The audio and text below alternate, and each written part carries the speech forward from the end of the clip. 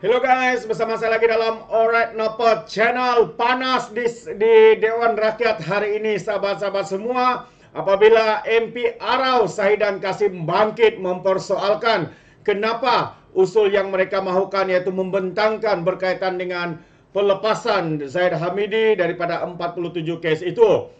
Dengan bergetar-getar mengatakan Saidan Kasim MP Arau ini, kononnya perkara ini harus dibentangkan. Kononnya kerjaan ini zalim, kononnya kerjaan ini membebaskan Zaid Hamidi. Tetapi sebenarnya sahabat-sahabat semua, mungkin anda tidak tahu ya berita ini, khususnya anak-anak muda yang baru saja berkecimpung dan juga menyokong Saidan Kasim ini. Sedangkan Saidan Kasim ini juga, kalau anda tahu sebenarnya, sama seperti Zaid Hamidi, beliau dilepaskan tanpa dibebaskan. Zaid Hamidi dilepaskan juga tanpa dibebaskan. Tetapi yang memalukan adalah kes mereka berdua adalah dua perkara yang berbeza. Jika dikatakan Zaid Hamidi terlibat dalam pengubahan wang haram lah, penyelewengan lah, ya. Tetapi berlainan pula dengan kes Arau ini, sahabat-sahabat semua, yaitu melibatkan seorang gadis di bawah umur. Ya, kes ini adalah kes cabul, sahabat-sahabat semua.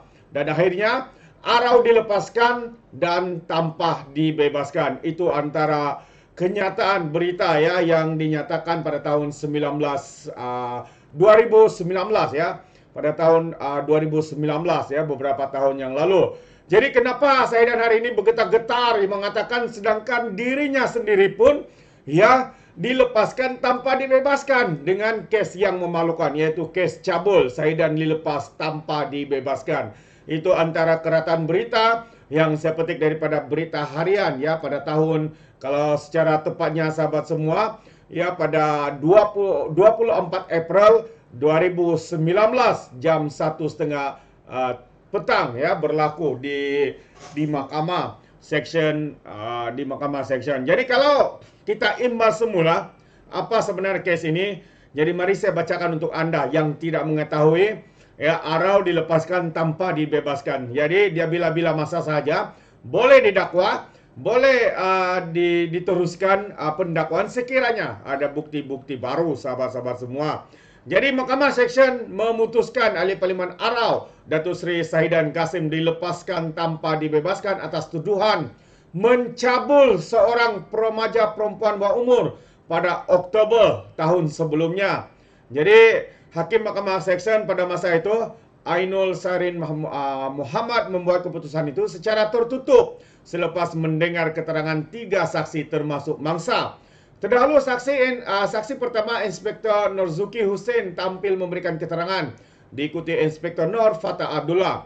Mangsa kemudiannya turut tampil memberi keterangan secara tertutup. Saidan dituduh mengikut Seksyen 14 dalam kurungan Akta Kesalahan-Kesalahan Seksual terhadap Kanak-kanak 2017 kerana melakukan amang seksual dengan menyentuh bahu hingga tangan remaja perempuan bawah umur berkenaan.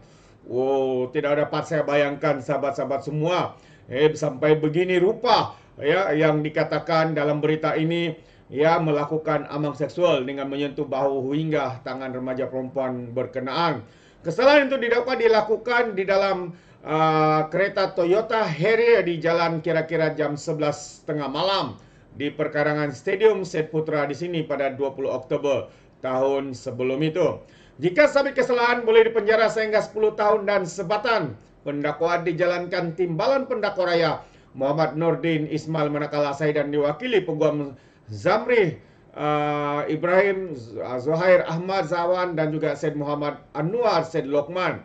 Sementara itu Zamri berkata pihak pengadu memutuskan untuk menarik balik aduan berkenaan. Katanya mungkin ada netizen warganet mengatakan bahwa mungkin ya ada rundingan di sebalik tabir, karena itu pihak pendakwa menarik balik aduan tersebut. Katanya pihak turut berterima kasih kepada pihak pendakwa kerana menarik balik aduan. Berdasarkan keputusan pengadu untuk tidak meneruskan kes walaupun keterangan 5 saksi termasuk pengadu sudah pun diambil. Kiranya habislah kes ini dijaminan turut dipulangkan. Tidak timbul isu untuk rayuan dan sepatutnya ada 6 saksi patut panggil untuk memberikan keterangan katanya. Sementara itu Saidan ketika ditemui enggan mengulas lanjut mengenai keputusan itu. Saya berpuasa, saya orang Islam dan saya ikut keputusan katanya.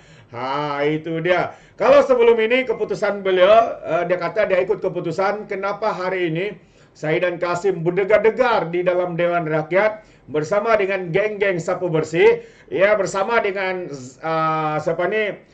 Syed Saddiq.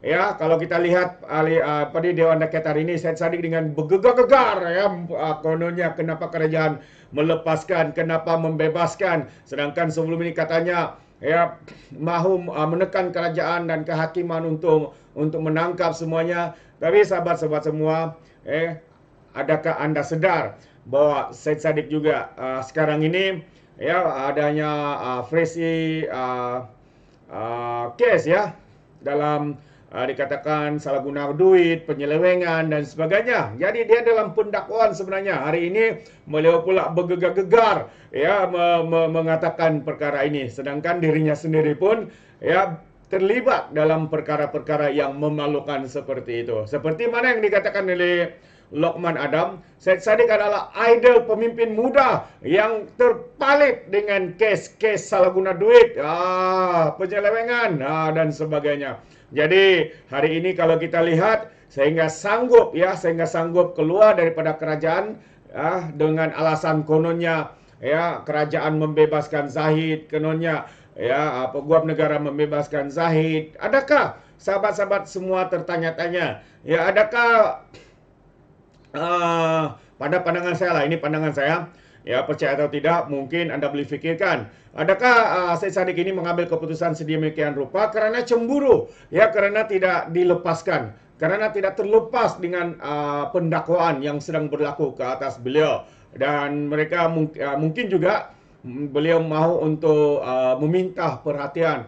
Ya, kenapa kalau Zahid dilepaskan, kenapa dia tidak? Mungkin itu pandangan saya sahabat semua. Dan juga ada warganet juga mengatakan di luar sana di media sosial bahwa Syed Saddiq ya melakukan perkara yang sebegini rupa, yaitu mengkhianat kepada undi daripada calon Pakatan Harapan dan undi daripada pengundi daripada Pakatan Harapan, dan mereka mengatakan bahwa Syed Saddiq melakukan ini ya karena kononnya mereka menganggap Syed Saddiq tidak mendapat jawatan di dalam kerajaan. Jadi mulalah beliau untuk cuba ya membuat drama-drama seperti mana yang mereka lakukan hari ini.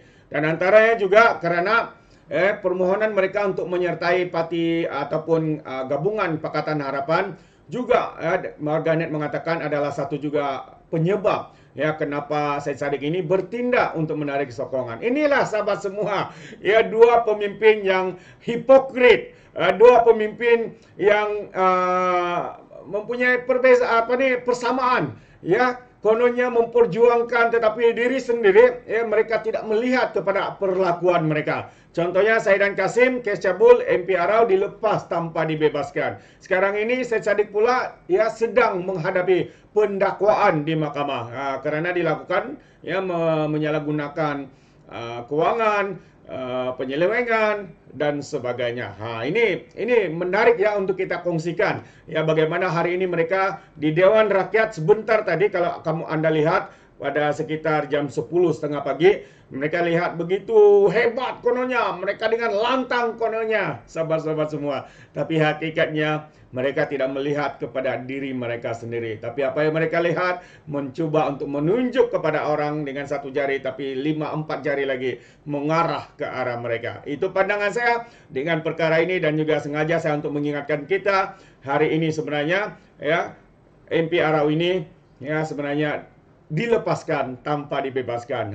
Bila-bila masa saja sekiranya pengadu membuka balik kes ini maupun ada bukti baru, ya dia akan didakwa dengan kes-kes yang memalukan ini. Alright, jadi sahabat semua, sampai di sini saja izinkan saya untuk mengundurkan diri, dan seperti biasa peribahasa mengatakan. Tapi sebelum itu, sekiranya anda mau memberikan sebarang komen, ya, anda boleh berikan komen dan juga pandangan dalam ruangan komen, tapi ingat komen dengan cara berhema. Jangan menjadi seperti walan-walantit, lebay-lebay dan juga geng sapu bersih ya. Apabila memberikan komen penuh dengan hasutan, kebencian dan juga fitnah melampau. Sepertinya Mereka tidak punya otak, mungkin karena otak mereka diculik oleh makhluk asing. Jadi terima kasih sekali lagi, izinkan saya untuk mengundurkan diri, dan seperti biasa peribahasa mengatakan tapakun kangkap 2 tahun keinginan. Dalam bahasa Melayunya, tepuk dada tanya selera. Sekian saya daripada Orang Yang Dapat Channel. Saya kita berjumpa lagi. Bye bye.